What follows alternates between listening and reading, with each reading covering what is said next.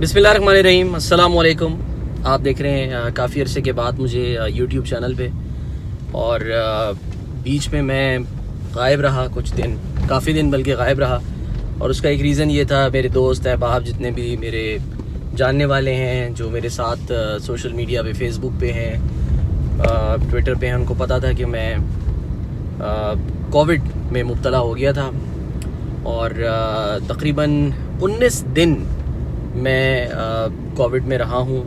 वैसे तो नॉर्मली 14-15 दिन होते हैं, लेकिन ज़ाहिर है कुछ दिन रेस्ट भी किया।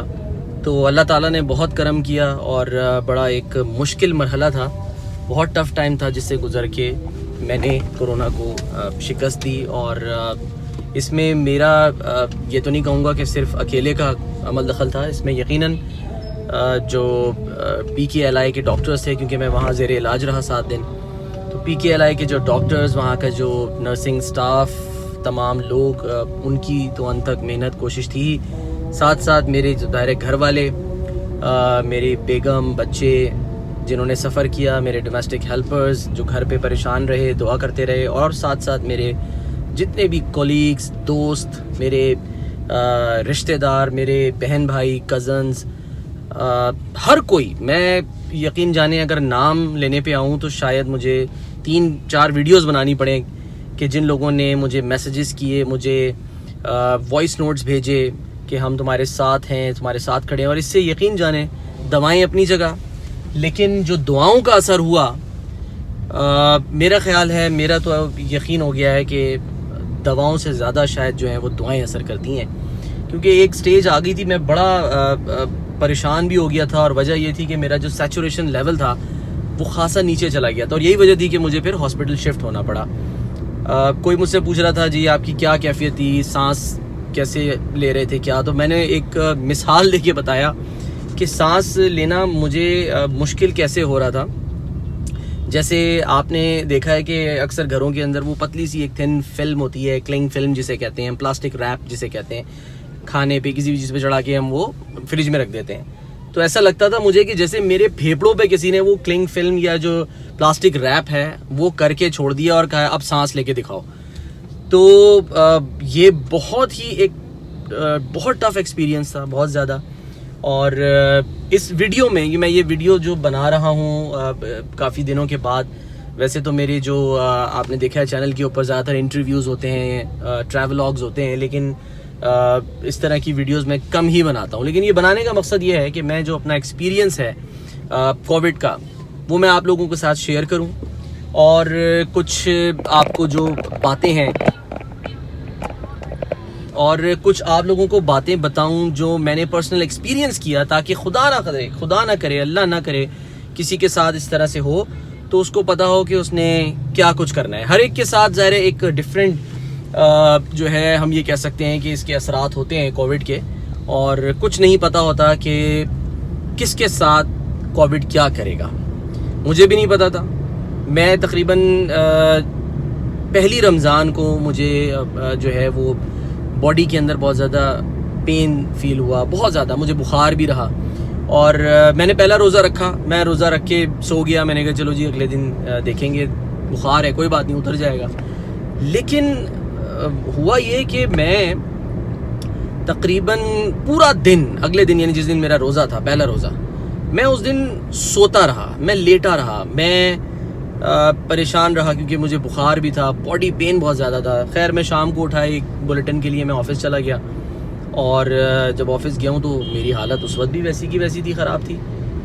अगले दिन सुबह मैंने टेस्ट करा लिया, और उससे पहले जो मैंने एक काम किया सबसे इम्पॉर्टेंट, वो ये है कि मैंने घर में ख़ुद को आइसोलेट कर लिया, यानी मास्क लगा लिया, बच्चों से दूर हो गया, घर वालों से दूर अलग कमरे में चला गया। और ये मैंने हिफ्ज़ मा तक़द्दुम के तहत किया, एहतियातन मैंने किया कि कहीं खुदा न खास्ता अगर मसला हो तो मुझे एटलीस्ट मैं आइसोलेट हो चुका हूँ। और बेहतर ही हुआ कि मैंने ख़ुद को जब आइसोलेट किया, अगले दिन मैंने टेस्ट कराया, सुबह शाम को रिज़ल्ट आया तो मेरा टेस्ट पॉजिटिव आ गया था।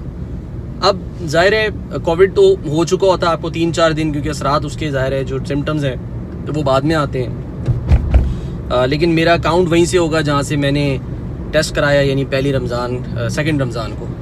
तो अब उसके बाद मैं 7 दिन तकरीबन घर पे रहा, گھر پہ جو ہے وہ میرا علاج بھی ہوتا رہا, میں ڈاکٹر سے آن لائن رابطے میں رہا, ان کو ایک ایک چیز بتاتا رہا.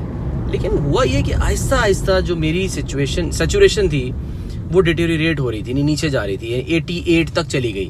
جب 89-88 پہ گئی ہے تو ڈاکٹرز جو ہیں انہوں نے کہا کہ دس از الارمنگ, اور آپ جتنی جلدی ہو سکتا ہے جہاں آپ کو بیڈ ملتا ہے, آکسیجن بیڈ, آپ وہاں پر چلے جائیں. اور اللہ کا کرنا یہ ہوا, میرے گھر والوں کی جو سمجھ لیں کہ بہت زیادہ کوشش کہہ لیں آپ, یا بہت زیادہ ان کی جو ہے وہ انتھک محنت کہہ لیں, کہ مجھے لکیلی PKLI میں اور کچھ دوستوں کی مہربانی, یقین جانیں میں یقیناً ان کا جو ہے وہ مقروض ہوں, جنہوں نے چاہے ایک فون کال ہی کر کے مسئلہ حل کرایا, کیونکہ PKLI میں اتنی آسانی سے بیڈ ملتا نہیں ہے, جو بڑا لاہور کا بہت اچھا اسپتال ہے, اس وقت سرکاری ہے لیکن بہترین اسپتال ہے. تو PKLI میں مجھے لکیلی بیڈ مل گیا, میں وہاں چلا بھی گیا. 7 دن میں وہاں رہا, جس میں سے 3 دن میں مسلسل آکسیجن پہ رہا ہوں. یعنی میں اگر واش روم بھی جاتا تھا تو مجھے ویل چیئر پہ بٹھا کے, اور سلنڈر آکسیجن کا میرے ساتھ ہوتا تھا جو کہ میرے ساتھ جاتا تھا واش روم تک. میں ایکسرشن بالکل نہیں کر پاتا تھا, یعنی ذرا سا میں واک کرتا تھا, یا کیونکہ چل کے جانا پڑتا تھا, تو انہوں نے کہا کہ نہیں, اب آپ چل کے نہیں جائیں بھائی, یہ پرابلم ہو رہی ہے. آپ کا جو آکسی میٹر, جو پلس آکسی میٹر ہے, وہ جو بتاتا تھا تو وہ ایک دم نیچے چلی جاتی تھی میری سیچوریشن لیول. تو پھر میں نے یہ کیا کہ میں نے 3 دن تو میں مستقل آکسیجن پہ رہا ہوں, اور رات کو سوتا بھی تھا تو آکسیجن ہی, میں ماسک جو آکسیجن کا ہوتا ہے وہ لگا کے ہی سوتا تھا. تو آہستہ آہستہ بہتری کی جانب پھر ظاہر ہے طبیعت جو ہے وہ تھوڑی سی ہونا شروع ہوئی. اللہ تعالیٰ نے بھی اپنا کرم کیا.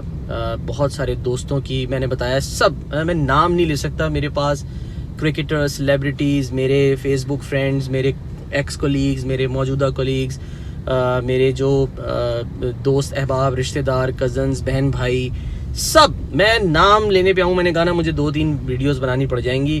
اتنی دعائیں مجھے دی ہیں لوگوں نے, اور مجھے میسیجز, ان کے وائس نوٹس مجھے ملتے رہے, اتنی دعائیں کہ مجھے یقین ہو گیا تھا کہ جی میں انشاءاللہ یہاں سے اس اسپتال سے ٹھیک ہو کے جاؤں گا. اور وہی ہوا, اللہ تعالیٰ نے اپنا بہت کرم کیا, پروردگار نے. اور 2-3 چیزیں ہیں ایسی جو کہ میں آپ سے اس لیے بھی شیئر کرنا چاہتا ہوں کہ اللہ نہ کرے یہ وقت کسی پر آئے. مقصد میرا یہی ہے اس ویڈیو کے ذریعے آپ تک, سب تک, جو بھی دیکھ رہے ہیں, چاہے 50, 100, 200, 500 لوگوں تک میرا پیغام پہنچ جائے, لیکن پہنچے ضرور. سب سے امپورٹنٹ بات تو یہ ہے کہ جتنی جلدی ممکن ہو آپ لوگ ویکسینیشن کروائیں. ٹھیک ہے, بہت بہت ضروری ہے اس وقت ویکسینیشن. یہ ساری افواہیں, باتیں کہ جی یہ ہو جاتا ہے, سب بیکار ہے. ویکسینیشن سب سے امپورٹنٹ ہے, کیونکہ اگر آپ کی ویکسینیشن ہو گئی ہو, جیسے میرا, کیونکہ ابھی ظاہر ہے ہمارا تو رجسٹریشن کا مسئلہ تھا, ابھی ہوئی نہیں تھی, ٹائم نہیں تھا, میں اب کرا لوں گا انشاءاللہ رجسٹریشن بہت جلد. تو 2 مہینے کا کہا ہے ڈاکٹر نے کہ 2 مہینے میں آپ کے ویسے بھی اینٹی باڈیز رہتے ہیں, تو آپ کو کوئی مسئلہ نہیں, 2 مہینے کے بعد آپ کرا سکتے ہیں. تو ویکسینیشن سب سے امپورٹنٹ ہے اس وقت, سب سے امپورٹنٹ ہے. یعنی آپ سارے کام چھوڑیں, رجسٹریشن کرائیں اور اپنی ویکسینیشن کرائیں. اب تو 40 سال اور عید کے بعد 30 سال سے زائد عمر کے افراد ہیں, ان کی بھی ویکسینیشن شروع ہو جائے گی. تو ٹینشن کوئی نہیں ہے, ویکسینیشن کرائیں. اللہ نہ کرے کووڈ ہوتا بھی ہے تو انٹینسٹی نہیں ہوگی اس کی. میرے ساتھ جو پرابلم ہوئی, مسئلہ ہوا, وہ یہ کہ مجھے کسی زمانے میں کبھی ایستھما کا مسئلہ تھا, اور ایستھما کی وجہ سے مجھے جو میرا کووڈ تھا وہ ٹریگر کر گیا, کیونکہ ڈاکٹرز مستقل رابطے میں تھے. میں نے بتایا PKLI بڑا زبردست کووڈ کیئر سینٹر ہے ان کا, اور اس میں انہوں نے جو نرسنگ سٹاف ہے وہ تو آپ کے ساتھ ساتھ ہوتا ہے, دن میں 1-8 دفعہ ڈاکٹر وہاں پہ وزٹ بھی کرتے ہیں. لیکن مینلی جو ان کا کانسیپٹ ہے وہ یہ کہ جو ڈاکٹرز ہیں وہ برابر والی بلڈنگ میں, جو بالکل ایڈمن بلاک کہلاتی ہے, اس میں بیٹھ کے آپ کی مانیٹرنگ کر رہے ہوتے ہیں, اور ایک ایک لمحے کی رپورٹ آپ کی ان ڈاکٹرز کے پاس جاری ہوتی ہے. اور وہاں وہ ڈاکٹرز بیٹھ کے آپ کے مانیٹر کر رہے ہوتے ہیں, آپ کے وائٹلز, ایک ایک چیز, آپ کی جو بلڈ ٹیسٹ ہوتا ہے ڈیلی بیسس پہ. میری ایکس رے ہوتی تھی روزانہ صبح, اور شوگر ٹیسٹ ہو رہا ہوتا تھا. مجھے کیونکہ اسٹیرائڈز لگے تو اس وجہ سے مجھے انسولین کے انجیکشن بھی لگے, اینٹی کلاٹنگ کے انجیکشن مجھے لگے, اور جو باقی جو دوائیں ہیں سب کے علم میں ہے وہ ہوتی رہیں. اس میں 1-2 چیزیں میں آپ سے یقیناً شیئر کرنا چاہتا ہوں, اور وہ بڑی ضروری ہیں. بہت سے لوگ جو ہیں وہ ظاہر ہے ریلیجس نہیں ہوتے, میں بھی اپنے آپ کو کوئی بہت یہ تو نہیں کہوں گا کہ میں کوئی بہت پریکٹیکل ریلیجیس انسان ہوں، لیکن میرا ذاتی تجربہ یہ رہا، مجھے کسی نے کہا کہ جی آپ، کیونکہ اس میں بے چینی بہت ہوتی تھی، جب آپ کو کھانسی آتی ہے، کھانسنا مشکل ہو جاتا ہے اور آپ کو درد ہوتا ہے، ظاہر ہے آپ کھانس بھی نہیں سکتے صحیح سے، سانس لینا مشکل ہوتا ہے. تو ایسی سچویشن میں جب مجھے انگزائٹی ہوتی تھی اور میں بہت پریشان ہوتا تھا، تو مجھے کسی نے کہا آپ سورہ رحمان جو ہے اس کی تلاوت سنیں، اور میں نے سنی. آپ یقین جانیں، یہ میرا ذاتی ایکسپیرینس میں آپ سے شیئر کر رہا ہوں. مجھے نہیں پتا، لوگ، میں نے کہا کہ اپنا اپنا سب کا وہ ہے، ظاہر ہے کلام پاک پہ تو سب کو پتہ ہے نا، اعتبار ہے کہ کلام پاک کے میں جو ہے وہ تاثیر ہے اس میں، اور بہت زیادہ تاثیر ہے. لیکن اتنی تاثیر یہ مجھے اندازہ اب ہوا کہ میں نے سورہ رحمان کی تلاوت، خاص کر جو قاری عبد الباسط صاحب ہیں، کیونکہ وہ ایڈز فری جو ہے اس میں تلاوت ہوتی ہے، میں نے وہ لگائی. میں نے اس سے پہلے ایک ترجمے کے ساتھ بھی سنی تلاوت، اور پھر میں نے ان کی جو سحر انگیز آواز، میں تو یہی کہوں گا کہ قاری باسط صاحب، میں تو نہیں جانتا، پہلی دفعہ میں نے یقین جانے ان کی آواز میں تلاوت سنی. اور مجھے جن لوگوں نے مشورہ دیا، میں ان کا بھی شکر گزار ہوں کہ واقعی مجھے ایسا لگتا تھا کہ مجھے کسی نے لٹرلی تھپکی دے کے پیار سے، جیسے کسی کو آپ سلا دینا، ایسا میرے ساتھ ہوا ہے، ایسی فیلنگز مجھے آئی ہیں. تو جی یہ تو ایک ذاتی میرا ایکسپیرینس جو میں نے کہا میں آپ سے یقیناً شیئر کروں. کمال مطلب ایکسپیرینس کہ اللہ کے کلام میں جو تاثیر ہے وہ کسی چیز میں نہیں ہے. اور عمل کرتے ہیں لوگ، ظاہر ہے، اور کرنا چاہیے قرآن کریم کے اوپر، لیکن شاید کچھ آوازوں کے اندر واقعی جادو ہوتا ہے. اور وہ قاری عبد الباسط صاحب جو میں نے بتایا، جن کو میں سنتا رہا، بڑا سکون ملا. آپ لوگ جو بھی، کیونکہ آنے سے پہلے جب میں ہاسپٹل میں آخری میرا دن تھا بالکل، جب مجھے ڈسچارج کرنے لگے تھے، تو میں خود کیونکہ بیمار تھا اور بیماری سے اٹھا تھا، تو میں ایک کمرے کے دروازے پہ اور آئی سی یو کے باہر میں نے کھڑے ہو کے، کیونکہ 10-12 وہاں پر بیڈز آئی سی یو کے بھی ہیں، اور بڑا شاندار نظام ہے، بڑا صاف ستھرا وہاں پر نظام ہے. تو اور بڑا ہی مطلب ڈیڈیکیٹڈ سٹاف ہے جو کہ کام وہاں پہ کرتا رہا ہے.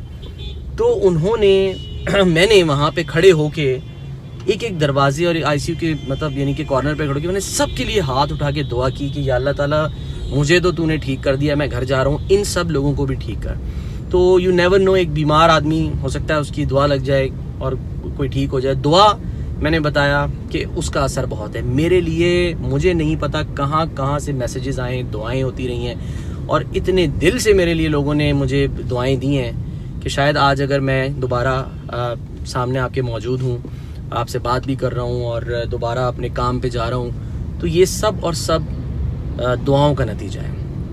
زندگی میں آپ نے کہیں نہ کہیں کوئی نہ کوئی نیکی کی ہوتی ہے، جس کا جو ثمر ہے وہ اسی طرح آپ کو دعاؤں کی صورت میں ملتا ہے. اور میں اس نتیجے پہ پہنچا ہوں کہ آپ کسی کے لیے کوئی کام کریں یا کچھ بھی کریں، اس کو یہ کہیں کہ بھائی مجھے تم سے کچھ نہیں چاہیے، بس مجھے دعا دے دینا.